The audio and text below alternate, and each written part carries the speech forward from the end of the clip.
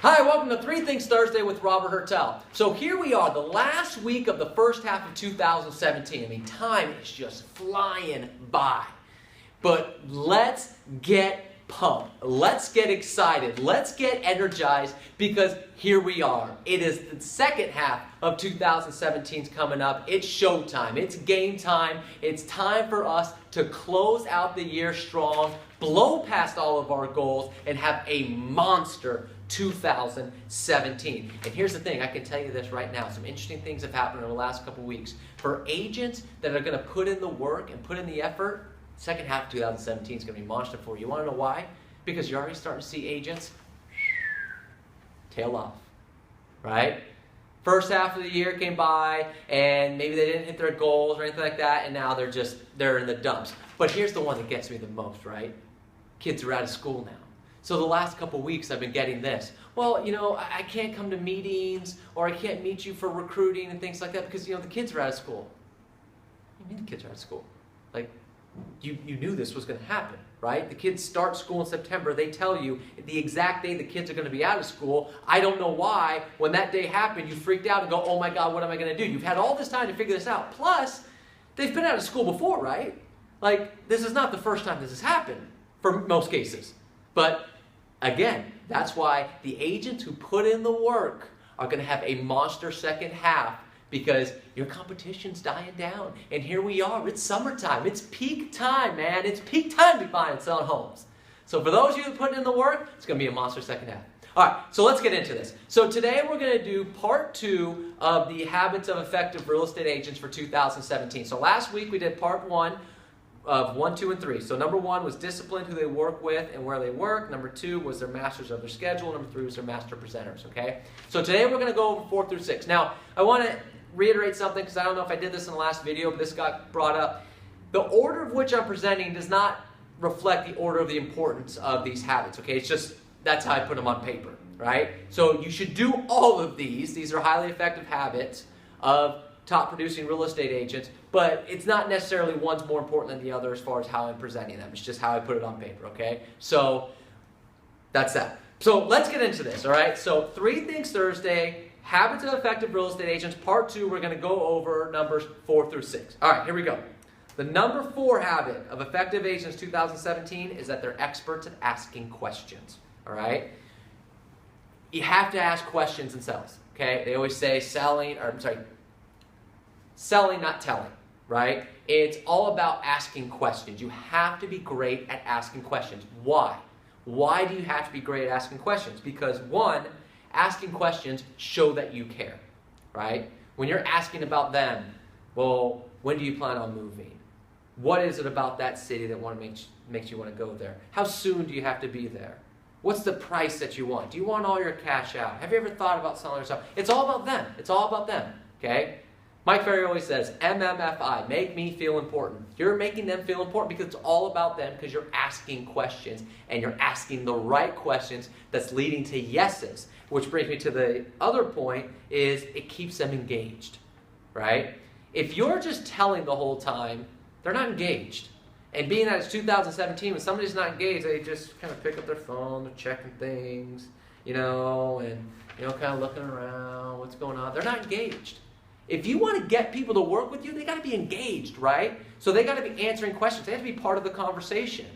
The only way they can be part of the conversation is if you're asking them questions so they can answer to be part of the conversation, right? So you got to keep them engaged. You got to keep them going. Keep the energy up.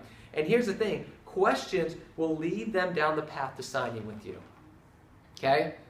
Do you have to sell your home? Yes. Do you want to price your home right? Yes. Do you want me to handle the sale? Yes. Everything is yes, yes, yes, right? So if you see like all the Mike Ferry scripts or any of the other scripts that you're utilizing, all of them are question-based that lead them to eventually closing, right? Why don't we do the right thing and let's sign the contract so I can help you get what you want at the time that you want? Won't that be great? Yes, great. Sign the contract, okay? Asking question leads them down that path, all right? So you have to ask the right questions, but it's a skill of asking questions, okay? So make sure you're doing that. So experts at asking questions. Number 5 is this.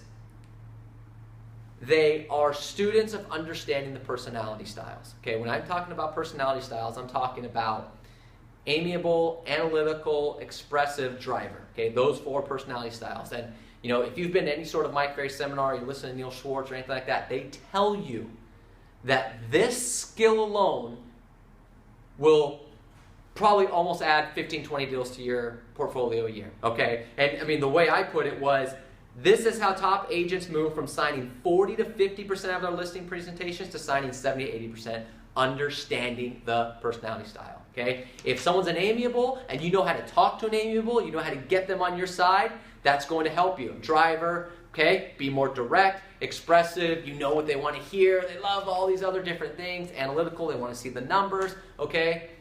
Know the personality styles. And get this book, Versatile Selling by Larry Wilson. If you haven't read the book, go read it. If you've read it before, read it again. Okay, Versatile Selling by Larry Wilson. Understand the personality styles. This right here is a massive tool that will help you get more business. Understand the personality styles. That is what top agents are doing. That's why they're doing all the business. Okay, so that's number 5. And then the third one for today, which is number 6, they are fanatical about the customer service they offer. Okay? Now, here's the thing. This is a great quote that I got from Mike Ferry. There is a direct correlation between the income we receive and the level of service we provide. Okay? There's a direct correlation between the income we receive and the level of service we provide. You have to provide great customer service. Look, the key to this business is getting referrals, right? Your past client centers of influence love you. They want to send you more business. They're only going to do that if you provide great customer service. Well, I got your home sold. Yeah, but you were crappy to work with. I'm not going to give you any more business. Okay? You lied to me up front. You screwed up the paperwork. You didn't follow up with me. It's a miracle the home sold to begin with. Okay? You have to provide great customer service if you want those referrals to come in. The reason a lot of people don't call their past clients is because they know they didn't do a very good job. That's the main reason. Okay? It's not because, like, well, you know, they know I'm in real estate, or I don't want to keep pushing them. That's not the reason. You know you did a crappy job. You have to be fanatical about the customer service you provide, okay? And so here's what I want you to do. Put a time block in your calendar. Maybe it's just Fridays or Mondays, whatever the case may be, but put a time block in your calendar to update your buyers and sellers at least once a week. Maybe even more often, but at least once a week, time block in your calendar. Friday at 2 o'clock, hey, I want to let you know what's going on, okay? Every single week, put that in there. And there's other systems in play to help out with that we go over. But for today, let's just do that, right? At least 40% of your business should come from your past client centers of influence, but that is not possible without great customer service, okay? So I want you to think about this. You've sold all these homes in the past, you know, you've had all these great clients. Are you actually getting a lot of referrals from your past client centers of influence? Or do you feel like, God, I keep having to go out and prospect for new business. I'm not getting any referrals. It's probably because you didn't provide great customer service. Now, it's probably also because you're not following up your past client centers of influence. We've talked about that in the past. But it's also because you didn't provide great customer service. Okay? 40% of your business should be past client centers of influence and referrals from them. Okay? But you have to provide great customer service to do that. And here's the last part of this. Good customer service doesn't just mean being the nicest person, okay? He's so nice. She's so nice. She's so sweet, things like that. She doesn't know what the heck she's doing, but she's so nice.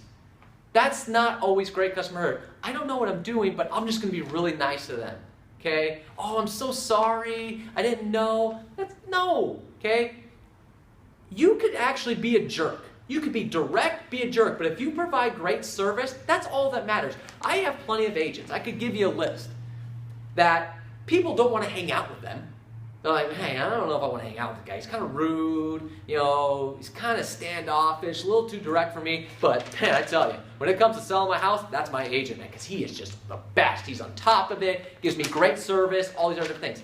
Doesn't always mean being the nicest person. Sometimes we get that confused, right? Well, customer service is just being nice. Customer service is getting the job done, all right? That's what customer service is. So make sure you're doing that. Okay, so that's the 3 that we're going to do today. Experts at asking questions, students of understanding personality types, fanatical about the customer service they offer. So add those 3 to the ones we went over last week, and you're going to start to see more production coming in, more production coming in. Get these habits going. You want to have a monster second half. So next week, we'll go over part 3, which is going to be 6 through 9. Actually, a bonus one. Instead of 3 things Thursday, we're going to do 4. It's going to be 6 through 10. All right? That's your 3 Things Thursday for the week. Please subscribe to my channel so you get all my coaching videos, usually a couple a week. Hope you have a great week, and I look forward to speaking to you again next week.